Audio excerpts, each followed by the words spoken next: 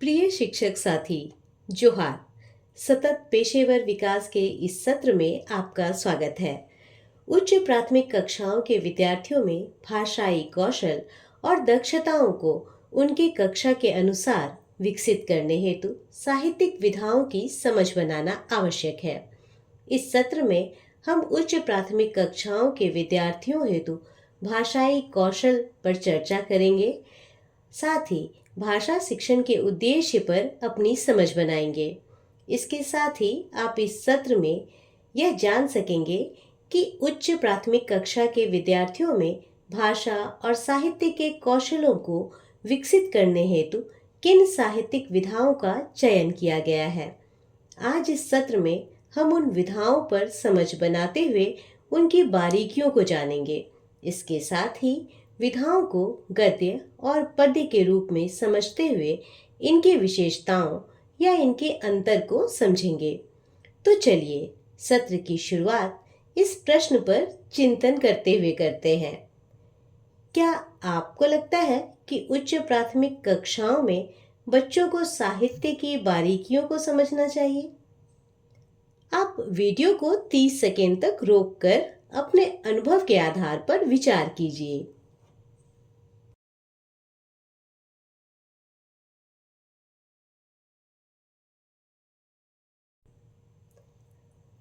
आपने इस प्रश्न पर विचार कर लिया होगा। तो चलिए अब सत्र में प्रवेश करते हुए विस्तार से बात करते हैं।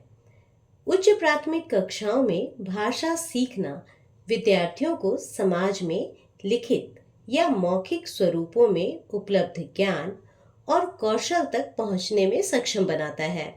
यह विचारों और भावनाओं को व्यक्त करने, सृजनात्मक होने, तर्कसंगत रूप से सोचने तथा प्रामाणिक सूचनाओं के आधार पर विचारपूर्ण निर्णय लेने और उन निर्णयों पर कार्य करने के लिए विद्यार्थी की दक्षताओं को विकसित करता है। तो आपने समझा होगा कि उच्च प्राथमिक कक्षाओं में विद्यार्थियों के लिए भाषा के किन किन कौशलों पर चर्चा की गई है। इसे थोड़ा संक्षिप्त में समझते हैं।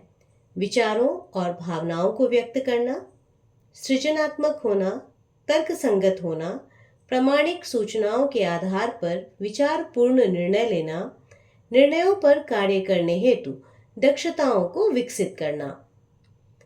इनके साथ ही मैंने आपसे एक और महत्वपूर्ण बात की थी, जो उच्च प्राथमिक कक्षाओं में भाषा सीखना विद्यार्थियों को समाज में लिखित या मौखिक स्वरूपों में उपलब्ध ज्ञान और कौशल तक पहुंचने में सक्षम बनाता है।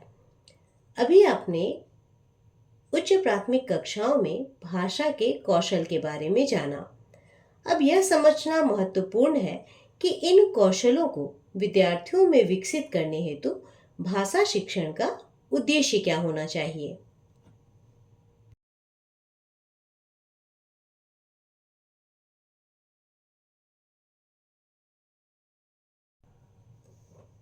तो चलिए उच्च प्राथमिक कक्षाओं में भाषा के कौशल को विद्यार्थियों में विकसित करने हेतु भाषा शिक्षण के उद्देश्य के बारे में विस्तार से समझते हैं। उच्च प्राथमिक कक्षाओं के विद्यार्थियों में भाषाई कौशलों के विकास हेतु भाषा शिक्षण का उद्देश्य इस प्रकार है। मानक भाषा के साथ साथ परिवेश में प्रचलित भाषाओं के प्रति संवेदनशील रवैया अपनाना तथा उन भाषाओं के प्रयोग में आत्मविश्वास का अनुभव करना, स्वयं के अनुभवों पर विचार करना एवं उन्हें अभिव्यक्त करना, साथ ही दूसरे के अनुभवों एवं विचारों को बिना किसी पूर्वाग्रह के सुनना और उनके दृष्टिकोण को समझना, नए विचारों, स्थितियों, घटनाओं और पात्रों आदि की अवधारणाओं को समझने के लिए प्रश्न पूछने की क्षमता का विकास करना, पाठ्य पुस्तक के अतिरिक्त परिवेश में उपलब्ध अन्य भाषाई जैसे कि प्रिंट और मीडिया सामग्री पर स्वतंत्र और स्वाभाविक प्रतिक्रिया व्यक्त करना, साहित्यिक विधाओं की समझ के साथ भाषा की बारीकी एवं सौंदर्य की सराहना करना तथा साहित्यिक गतिविधियों में भाग लेना, नवीन साहित्यिक सामग्री के अध्ययन की ओर प्रवृत्त करना तथा साहित्य के सौंदर्यपरक पहलुओं जैसे अलंकार, छंद आदि की पहचान करना। सुनी, पढ़ी और समझी हुई भाषा को सहज एवं स्वाभाविक रूप में अभिव्यक्त करने की क्षमता का विकास करना। यह क्षमता लिखित और मौखिक दोनों रूपों में हो सकती है। सरसरी तौर पर किसी पाठ को देखकर उसकी विषय वस्तु का पता करना और उसमें किसी विशेष बिंदु को खोजने के लिए पाठ की बारीकी से जांच करने के कौशल का विकास करना। राज्य एवं राष्ट्रीय स्तर पर उभर रहे नवीन सरोकारों को समझना और व्यक्त करना तथा संवैधानिक मूल्यों के प्रति सजग रहना। लोक संस्कृति, कला, नृत्य, खेल आदि की सराहना करना एवं उनके प्रति संवेदनशील होना, साथ ही विभिन्न वर्गों के सामाजिक सरोकारों के प्रति सचेत होना। शब्दों, मुहावरों, लोकोक्तियों और कहावतों का उचित प्रयोग करने की प्रवृत्ति का विकास करना। भाषा की नियमबद्ध प्रकृति को पहचानना और उसका विश्लेषण करना। तो अभी हमने विस्तार से भाषा शिक्षण के उद्देश्य के बारे में समझ बनाई।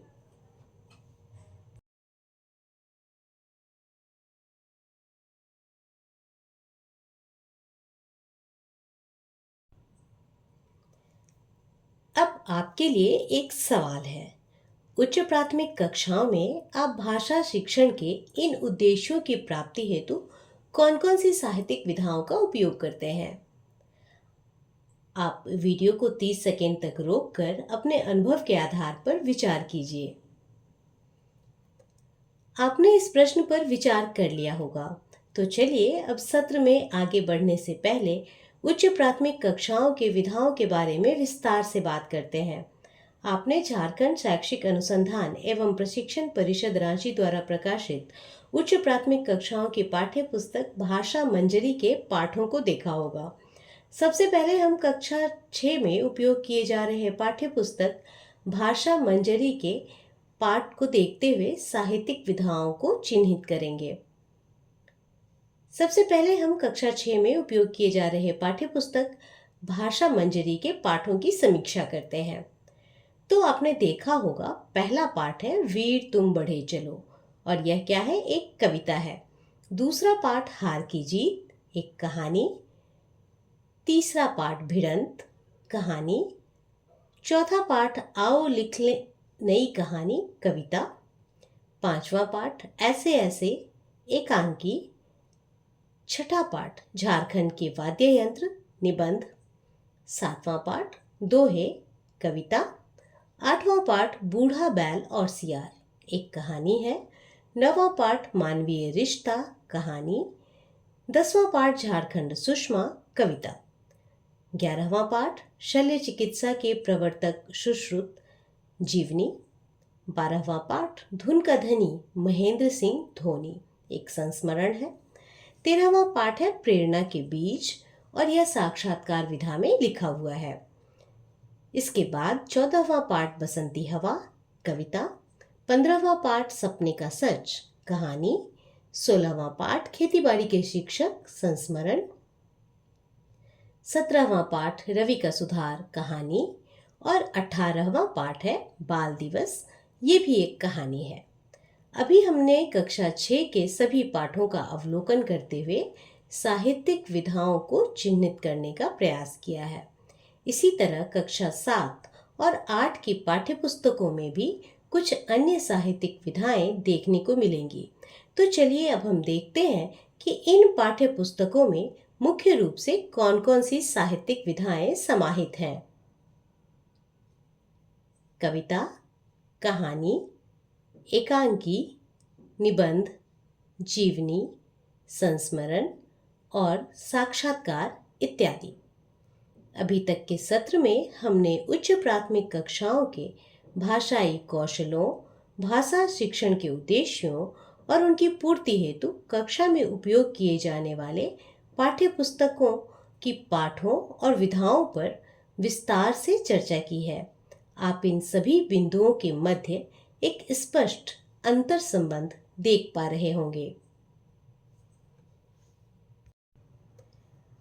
आइए सत्र के अंतर संबंधों को हम इस रेखा चित्र के माध्यम से समझते हैं।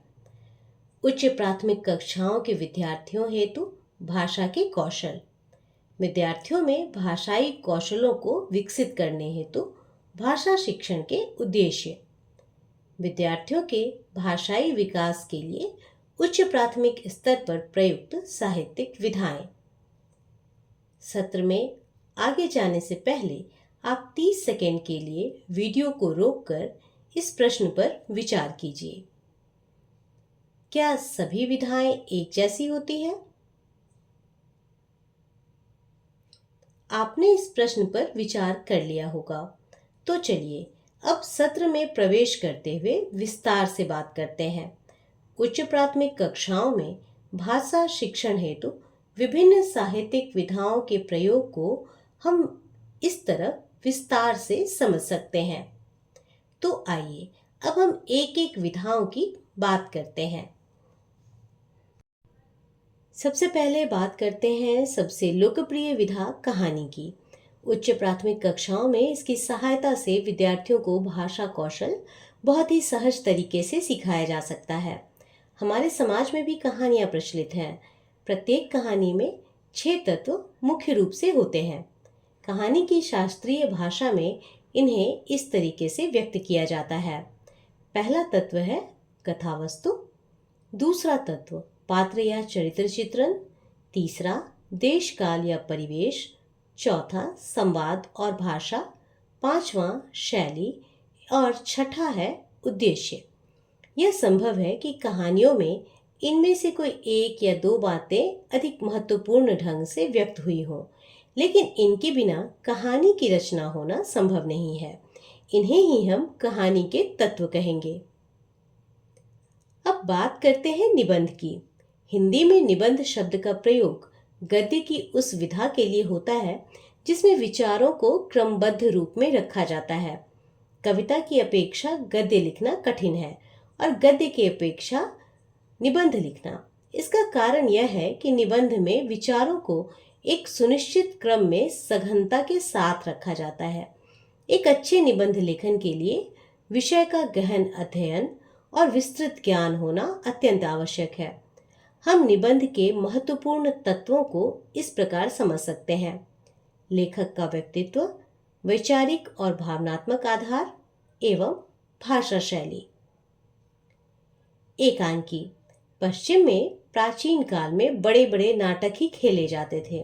नाटक के बीच दृश्य परिवर्तन के लिए समय निकालने के लिए छोटे छोटे नाटक खेले जाते थे जिन्हें कर्टन रेंजर्स कहते थे। समय की कमी के कारण एकांकी का स्वतंत्र विकास हुआ। विश्व युद्ध के बाद आधुनिक ज्ञान विज्ञान के युग में मनुष्य के पास समय की कमी हो गई। जीवन के भाग दौड़ में वह कम से कम समय में अधिक से अधिक कार्य करना चाहता है। यहाँ तक कि मनोरंजन के लिए भी वह कम से कम समय देना चाहता है। वर्तमान युग में व्यक्ति की व्यस्तता और समय के अभाव के कारण ऐसी अनेक विधाओं का विकास हुआ जो आकार में लघु हैं। एकांकी का विकास भी इसी कारण हुआ।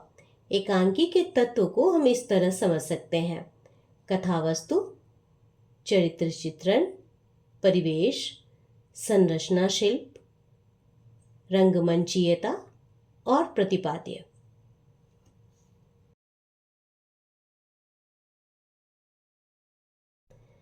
संस्मरण। लेखक अपने या किसी अन्य व्यक्ति के जीवन में बीती किसी घटना अथवा दृश्य का स्मरण कर उसका वर्णन करता है तो उसे संस्मरण कहते हैं। लेखक अपने स्मृति के आधार पर संस्मरण लिखता है। यह हूबहू घटना जैसा नहीं होता है। संस्मरण में वर्णित घटना या व्यक्ति आदि के साथ लेखक का निजी संबंध होना आवश्यक है। यात्रा वृत्तांत। जब लेखक अपनी यात्रा के दौरान देखे गए स्थानों का वर्णन करता है तो उसे यात्रा वृत्तांत या यात्रा साहित्य कहते हैं।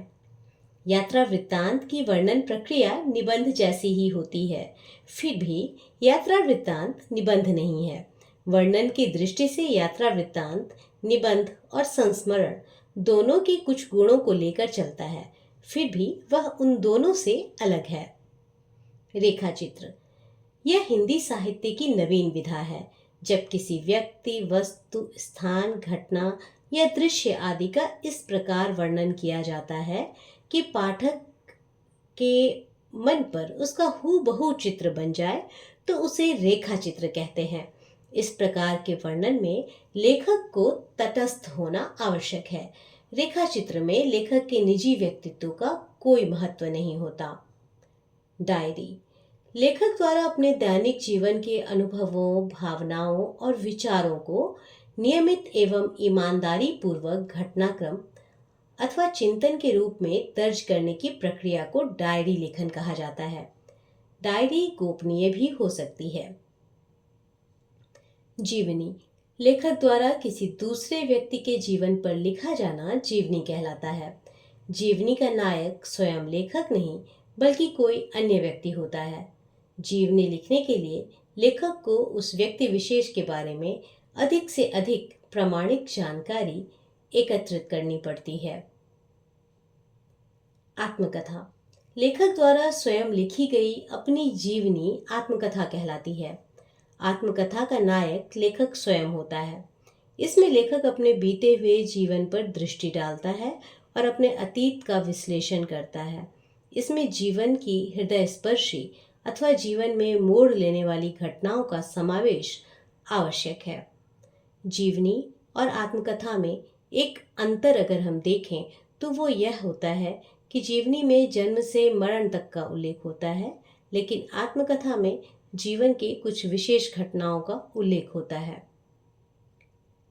कविता लेखक द्वारा कम शब्दों में भाव और कल्पनाओं की प्रधानता के साथ शब्दों को लय और तुक में पिरोकर लिखना कविता कहा जाता है। कविता में लय, रस और अलंकार की प्रमुखता होती है। कविता के समान ही हमें दोहा और पद में ये विशेषताएं देखने को मिलती हैं। इन सभी विशेषताओं के साथ साथ कविता में भाषा के सूक्ष्म तत्व निहित होते हैं। उच्च प्राथमिक कक्षाओं में उपयोग होने वाली विधाओं पर मैंने आपसे विस्तार पूर्वक चर्चा की है। विधाओं को समझने के बाद हमें यह जानने की आवश्यकता है कि इन सभी विधाओं को मुख्य रूप से दो भागों में बांटा गया है। अभी आप समझ सकेंगे कि इन विधाओं को किन दो भागों में बांटा गया है। उच्च प्राथमिक कक्षाओं में उपयोग होने वाली सभी विधाओं को गद्य और पद्य के रूप में समझा जा सकता है। गद्य के अंतर्गत निबंध, एकांकी, स्मरण, यात्रा वृत्तांत, रेखा चित्र, डायरी, जीवनी, आत्मकथा, और पद्य के अंतर्गत कविता, दोहा, पद, चौपाई। आपसे बातचीत के दौरान सभी विधाओं को दो भाग गद्य और पद्य में विभाजित करके समझने का हमने प्रयास किया। अब यह समझना आवश्यक हो जाता है कि हम ये जानें कि गद्य और पद्य की क्या विशेषताएं हैं, साथ ही इन विधाओं की संरचना और स्वरूप भाषा शिक्षण के उद्देश्यों की प्राप्ति में कैसे सहायक होता है। इसी विषय को विस्तार से समझने के लिए हम आगे चर्चा करेंगे।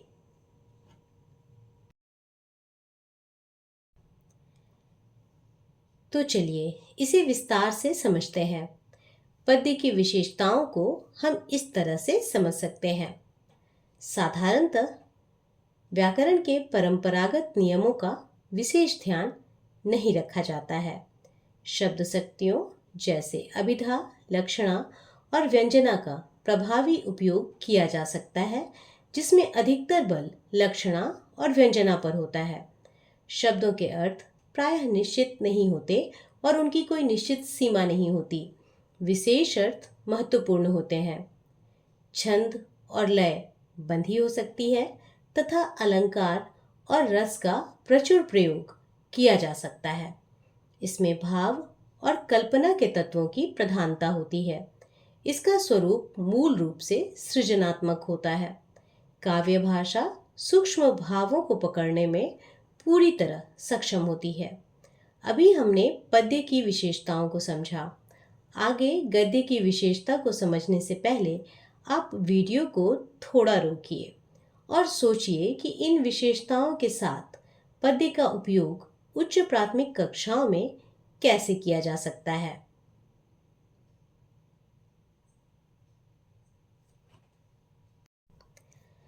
अब तक आपने विचार कर लिया होगा, तो चलिए अब सत्र में प्रवेश करते हुए गद्य की विशेषताओं पर विस्तार से बात करते हैं। गद्य की प्रमुख विशेषताएं इस प्रकार हैं। साधारणतः व्याकरण के परंपरागत नियमों का पूर्णतः पालन किया जाता है। शब्द शक्तियों में लक्षणा और व्यंजना का तुलनात्मक रूप से कम उपयोग होता है। अधिकतर बल अभिधा पर दिया जाता है। शब्दों के अर्थ प्रायः निश्चित होते हैं और सामान्य अर्थ ही महत्वपूर्ण माने जाते हैं। यह लय और छंद के बंधनों से मुक्त होता है और इसमें अलंकार तथा रस का अभाव होता है। इसमें तर्क, बुद्धि, विचार और विश्लेषण की प्रधानता होती है। इसका स्वरूप मूल रूप से जानकारी देने वाला और सृजनात्मक दोनों ही होता है। गद्य में स्थूल भावों को व्यक्त करने और विश्लेषणात्मक प्रवृत्ति अधिक होती है।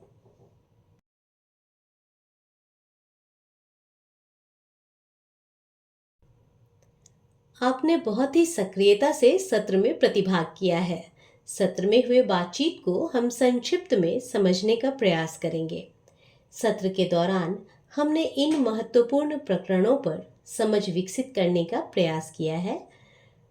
उच्च प्राथमिक कक्षाओं के विद्यार्थियों हेतु निर्धारित भाषाई कौशल, भाषाई कौशलों के विकास हेतु भाषा शिक्षण के प्रमुख उद्देश्य, निर्धारित उद्देश्यों की पूर्ति हेतु पाठ्यपुस्तकों में प्रयुक्त विभिन्न विधाएं, साहित्यिक विधाओं के स्वरूप और उनके बारीकियों की विस्तृत समझ, विधाओं का वर्गीकरण, गद्य एवं पद्य के स्वरूपों को समझना, गद्य और पद्य की विशिष्ट विशेषताओं एवं उनके अंतर की पहचान। प्रिय शिक्षक साथी, सत्र में आपके सक्रिय प्रतिभाग के लिए आपको बहुत बहुत धन्यवाद। आप सतत पेशेवर विकास के सत्र में सफलतापूर्वक प्रतिभाग कर चुके हैं। मुझे उम्मीद है कि आपको यह सत्र पसंद आया होगा। सत्र के अंत में आपसे कुछ सवाल साझा किए गए हैं। सत्र की सीख के अनुसार आप उन सवालों को हल करें, जिससे आगे आपको और बेहतर सहयोग दिया जा सके। धन्यवाद।